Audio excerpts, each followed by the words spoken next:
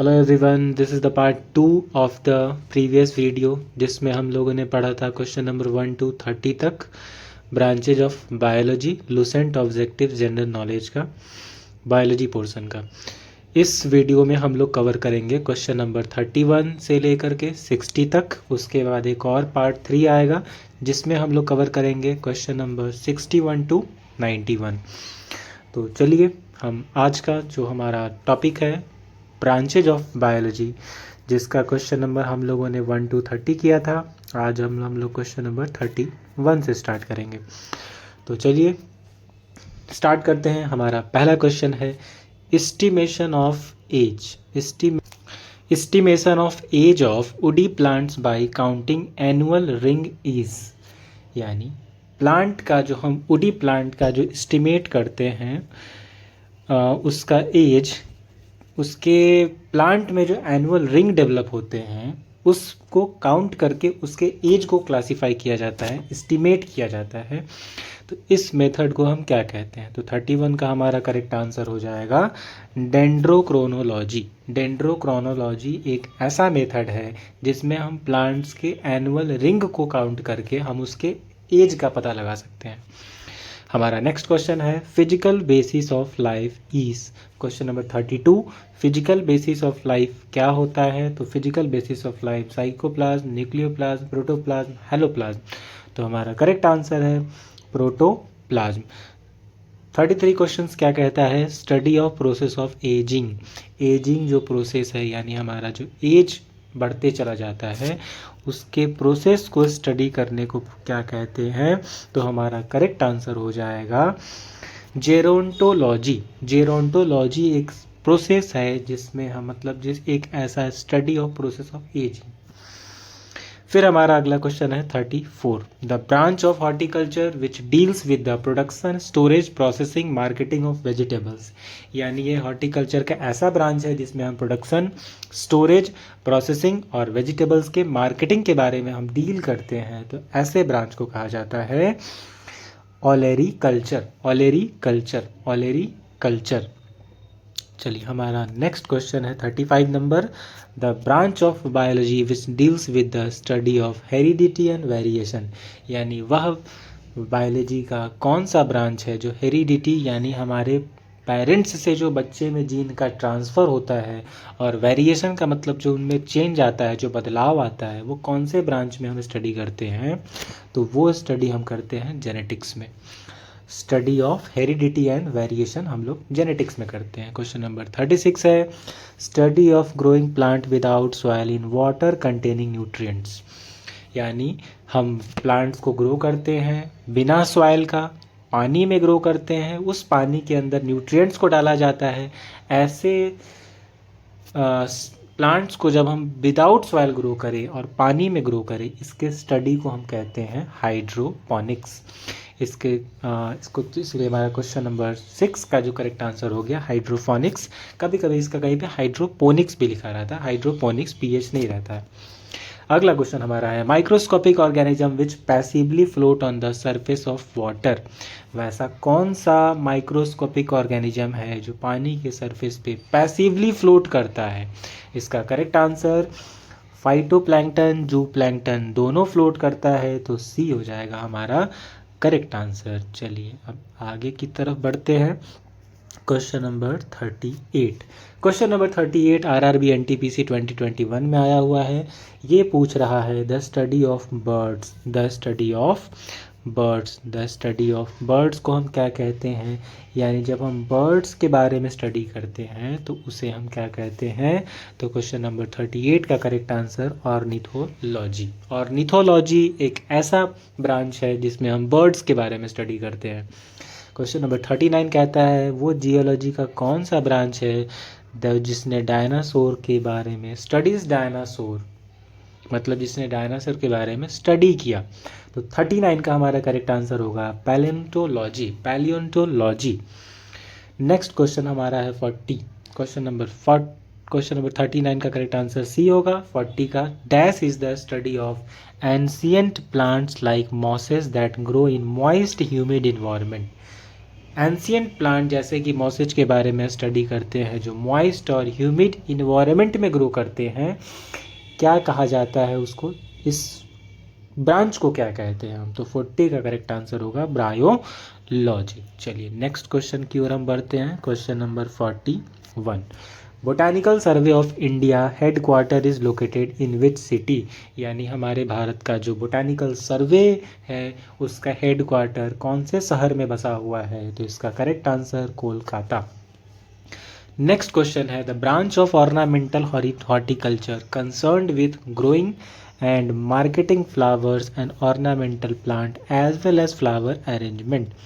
यानी ornamental horticulture का वो कौन सा ब्रांच है जिसमें फ्लावर को ग्रो किया करना पड़ता है, मार्केटिंग देखना पड़ता है, ऑर्नामेंटल प्लांट्स का साथ ही साथ फ्लावर अरेंजमेंट्स के बारे में, तो ये कंसीडर किया जाता है फ्लोरिकल्चर में। चलिए नेक्स्ट क्वेश्चन की ओर बढ़ते हैं। हमारा अगला क्वेश्चन है 43, the branch of science which deals with study of skin of man. यानी मैन के स्किन के बारे में स्टडी किस ब्रांच में किया जाता है? तो वो किया जाता है डर्मेटोलॉजी। डर्मेटोलॉजी एक ऐसा ब्रांच है जिसमें हम मैन के स्किन के बारे में स्टडी करते हैं। क्वेश्चन नंबर 44 कहता है, द स्टडी ऑफ बोन्स। हड्डियों के बारे में स्टडी हम ऑस्टियोलॉजी में करते हैं। हड्डियों के बारे में हम, ऑस्टियो वर्ड अगर कहीं भी दिखे तो उसका रिलेशन हमेशा बोन से होता है। क्वेश्चन नंबर 45 है, इंसेक्ट का स्टडी हम किस में करते हैं? तो स्टडी ऑफ इंसेक्ट एंटोमोलॉजी होता है। स्टडी ऑफ इंसेक्ट कहलाता है एंटोमोलॉजी। क्वेश्चन नंबर 46 है, इक्थायोलॉजी इज द स्टडी ऑफ। इक्थायोलॉजी, इक्थायोलॉजी किसका स्टडी होता है? तो ये फीस का स्टडी होता है। इक्थायोलॉजी फीस का स्टडी होता है। चलिए अगले क्वेश्चन की ओर बढ़ते हैं हम। क्वेश्चन नंबर 46, क्वेश्चन नंबर 46 कहता है, द स्टडी ऑफ बटरफ्लाई। तो बटरफ्लाई का जो स्टडी होता है वो पॉलिनेलॉजी होता है। Palynology, study of butterfly is palynology. Question number 48 हमारा कहता है, study of system of animal body which protect from infection of various disease. मतलब एनिमल बॉडी का वह कौन सा सिस्टम है जो हमारे शरीर को विभिन्न बीमारी से, डिजीज का स्पेलिंग यहाँ पे गलत दिया हुआ है, DISEASE होता है। तो इस ऐसे हम सिस्टम के बारे में हम स्टडी करते हैं। क्वेश्चन नंबर 48 का हमारा करेक्ट आंसर हो जाएगा इम्यूनोलॉजी। हमारे शरीर के अंदर इम्यून सिस्टम होता है जो विभिन्न बीमारियों से लड़ने का हमें क्षमता प्रदान करता है, जिसे हम रोग प्रतिरोधक क्षमता कहते हैं। Ornithology is the study of. Ornithology just अभी हम लोग कुछ क्वेश्चंस ऊपर पढ़े थे। Ornithology is the study of words, birds, चिड़िया के बारे में स्टडी करते हैं ऑर्निथोलॉजी। क्वेश्चन नंबर 50 है, the word histology is related to. Histology जो वर्ड है वो टिश्यूज से रिलेटेड है। एक्चुअल में टिश्यूज क्या होते हैं? तो बहुत सारे सेल मिल करके टिश्यूज बनाते हैं। बहुत सारे जो सेल होते हैं वो आपस में मिलकर टिश्यूज बनाते हैं जो एक पार्टिकुलर फंक्शन को परफॉर्म करते हैं। तो नेक्स्ट क्वेश्चन हमारा है question number 51, the study of disease like cancer. यानी कैंसर की तरह, कैंसर के जैसा बीमारी को अगर हम स्टडी करते हैं तो उसको हम क्या कहते हैं? तो study of disease like cancer is the oncology. Question number 51 का correct answer B. Study of mollusc. Mollusc का जो हम स्टडी करते हैं वो हम करते हैं मैलेकोलॉजी। The study of mollusc is under मैलेकोलॉजी। The study of vestigial organ. Vestigial organ के बारे में क्वेश्चन नंबर 53 है। वेस्टिजियल ऑर्गन के बारे में हम स्टडी करते हैं डायस्टीलियोलॉजी। डायस्टीलियोलॉजी। एक्चुअल में वेस्टिजियल ऑर्गन क्या होता है? वैसा ऑर्गन जो पुराने समय में, एंशियंट टाइम्स में हमारे ह्यूमन बॉडी में प्रेजेंट था और आज भी है, लेकिन एंशियंट टाइम में वो फंक्शनल था, लेकिन आज वो फंक्शनल नहीं है। ऐसे ऑर्गन्स को हम वेस्टिजियल कहते हैं। एग्जाम्पल में हमारे बॉडी में अपेंडिक्स होता है, उस अपेंडिक्स का फिलहाल हमारे बॉडी में कोई काम नहीं है, लेकिन जब हम स्टोन एज में थे, जब हम कच्चा मांस खाया करते थे, तो वही वेस्टिजियल ऑर्गन उस फूड को डाइजेस्ट करने में मदद करता था। चलिए नेक्स्ट क्वेश्चन हमारा है, the branch of science that deals with the improvement of human eye, human race by providing environment condition. यानी साइंस का वह कौन सा ब्रांच है जो ह्यूमन रेस को इम्प्रूव करने का काम करता है इन्वायरमेंटल कंडीशन बेटर प्रोवाइड करने के बाद। तो इसका करेक्ट आंसर हो जाएगा यूथेनिक्स। यूथेनिक्स एक ऐसा साइंस का ब्रांच है जो ह्यूमन रेस को इम्प्रूव करता है। कैसे? तो हम आसपास के इन्वायरमेंटल कंडीशंस को इम्प्रूव करते हैं, फिर जाकर के उसका ह्यूमन का रेस इम्प्रूव होता है। अगला क्वेश्चन नंबर हमारा है 55। क्वेश्चन नंबर 55 कहता है study of typical behaviour of organism in the natural habitats. Habitats का स्पेलिंग गलत है, HABITATS। Study of typical behaviour of organism, किसी भी ऑर्गेनिज्म के बारे में उसके हम जो उसके एक्चुअल बिहेवियर के बारे में स्टडी करते हैं उसके नेचुरल हैबिटेट में, तो वो क्या कहलाता है? वो कहलाता है इथोलॉजी। नेक्स्ट क्वेश्चन हमारा है वह साइंस का कौन सा ब्रांच है जो डील्स करता है various aspect of different races. Human kind के जो अलग अलग रेस हैं उसके बारे में हम स्टडी करते हैं इथनोलॉजी। इथनोलॉजी में हम स्टडी करते हैं ह्यूमन काइंड के अलग अलग रेस के बारे में। क्वेश्चन नंबर 57 है स्टडी ऑफ डक्टलेस ग्लैंड। अगर कोई ग्लैंड डक्टलेस है, डक्टलेस का मतलब उसके पास कोई एक्स्ट्रा पाइपलाइन नहीं है जिससे वो सिक्रीशन को उस ऑर्गन तक पहुंचा सके, वो डायरेक्ट ब्लड में स्ट्रीम में डाल देगा, फिर वो ग्लैंड से जो सिक्रीशन निकल रहा है वो पूरे बॉडी में फैल जाएगा। तो डक्टलेस ग्लैंड के बारे में जब हम स्टडी करते हैं तो वो आता है इंडोक्राइनोलॉजी। 58 हमारा क्वेश्चन है ब्रांच ऑफ साइंस। वह साइंस का कौन सा ब्रांच है जो जेनेटिक्स के लॉ के बारे में स्टडी करता है और वह जेनेटिक्स का लॉ जो ह्यूमन रेस को इम्प्रूव करने में मदद करता है। तो ऐसे ब्रांच को कहा जाता है और इसका ऑप्शन नंबर करेक्ट हो जाएगा यूजेनिक्स।